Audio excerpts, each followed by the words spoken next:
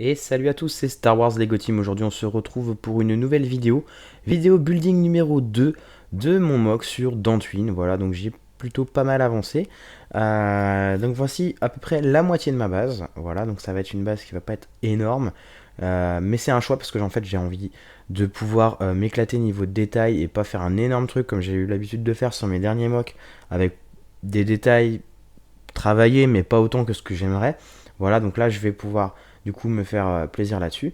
Et donc, c'est une base qui va être en deux parties. Donc, il y aura une partie bloc ici.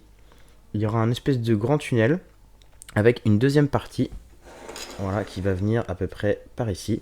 Donc, j'ai pas encore de plaque. Il faut que j'achète une plaque, une deuxième plaque comme ça, enfin une troisième parce que j'en ai déjà utilisé une pour la partie extérieure.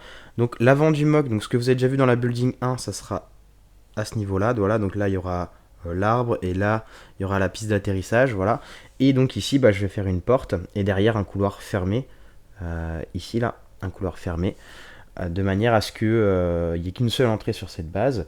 Donc ici, il y aura les commandes de tir à l'intérieur pour cette tourelle. Voilà, donc c'est une nouvelle tourelle que j'ai faite, qui est bien mieux que celle que j'avais pu faire avant. Voilà, donc elle est totalement grise, il y a du détail. La forme, je la trouve super stylée, super proche de l'original. Voilà. Et donc, franchement, dites-moi ce que vous en pensez dans les commentaires, mais moi je pense que c'est ma plus belle tourelle de l'Empire jusqu'à présent. Voilà, donc elle est totalement pivotable, elle peut tirer dans tous les sens. Voilà, donc c'est plutôt pas mal travaillé. Et bien sûr, bah, je vais lisser le reste du toit là aussi, au-dessus. Donc là d'ailleurs, je sais pas encore ce que je vais mettre au-dessus, donc j'hésite entre des bouches d'aération ou une antenne de communication. Voilà, je sais pas trop. Dites-moi dans les commentaires si vous avez des idées pour meubler cet espace-là. Voilà, mais pour l'instant, moi je me dirige soit vers une antenne de communication, soit vers des bouches d'aération, un peu comme ce que j'avais fait sur le toit de Mustafar. Ça rendait plutôt pas mal. Voilà, donc dites-moi ce que vous en pensez. Voilà, l'intérieur pour l'instant n'est pas aménagé, donc je vais pas vous le présenter. Voilà, donc c'est un aspect un peu bunker. J'aime bien cette idée. C'est très très très militarisé. Voilà, j'ai mis pas mal de détails, notamment sur les murs où il y a des piliers comme ça. Et il y en a de tous les côtés. Voilà, donc il y a un prolongement ici. Là, il y a des vitres. Hop. Des vitres, des piliers. Voilà, et avec des détails en relief. Voilà, et une ligne continue gris foncé, donc dark grey, tout du long.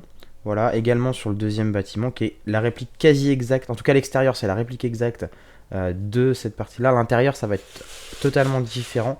Voilà, donc j'ai déjà aménagé un peu l'intérieur, je sais pas si je peux vous le montrer, ouais, ça s'enlève facilement. Voilà, donc j'ai mis des ordis.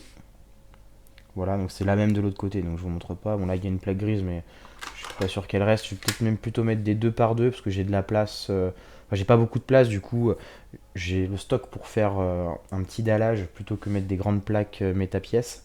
Voilà, donc à voir. Mais je pense plutôt que ça sera des petites 2 par 2, ce qui va me permettre de pouvoir aménager un peu mieux l'intérieur. Et en fait, j'ai intégré mes ordinateurs directement dans le mur. Voilà, avec des pièces comme ça qui ressortent sur les piliers. J'en mettrai plus tard. Voilà, et du coup, bah, j'ai fait pareil de l'autre côté. Voilà, donc c'est plutôt sympatoche. Et du coup, bah, ça va être les canonniers, ils vont être juste en dessous pour gérer la commande de tir. Voilà, qui va être à peu près comme ça. Voilà, et du coup, bah, ils vont pouvoir contrôler les départs et les arrivées sur cet avant-poste sur Dantooine. Voilà, donc bah, j'espère que cette building vous a plu. La semaine prochaine, je vous ferai soit une review de la navette impériale Tidirium, soit un haul d'un pot de briques du Lego Store parce que en fait là cette vidéo je l'ai tournée il y a une semaine déjà.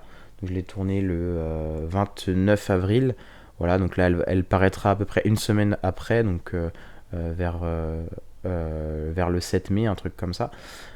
Et entre temps, en fait, je serais allé le 30 avril, donc demain à l'heure où je vous parle, mais pour vous, il y a une semaine, je serais allé au Lego Store de Starbroken pour le May the 4th, donc l'opération de Star Wars Day de Lego. Voilà, donc je compte acheter la navette impériale Tidirium pour recevoir du coup le polybag gratuit du First Order Stormtrooper, le polybag gratuit du Mr. Freeze DC Comics, et des réductions sur les Lego. Voilà, donc je vais essayer de profiter de cette offre-là. N'hésitez pas à me dire dans les commentaires si vous avez acheté quelque chose pour le May the 4th. Voilà, donc dites-moi un petit commentaire ce que vous comptez acheter, voilà, pour recevoir le polybag exclusif. Et je devrais aussi recevoir un poster Lego Star Wars 7, voilà, qui sera normalement donné à partir de 30 euros d'achat. La mini-figurine, c'est à partir de 55 euros d'achat. Voilà, voilà, bah écoutez, j'espère que cette vidéo vous a plu. Je vous dis à bientôt pour une prochaine vidéo. C'était Star Wars Lego Team et je vous dis à bientôt.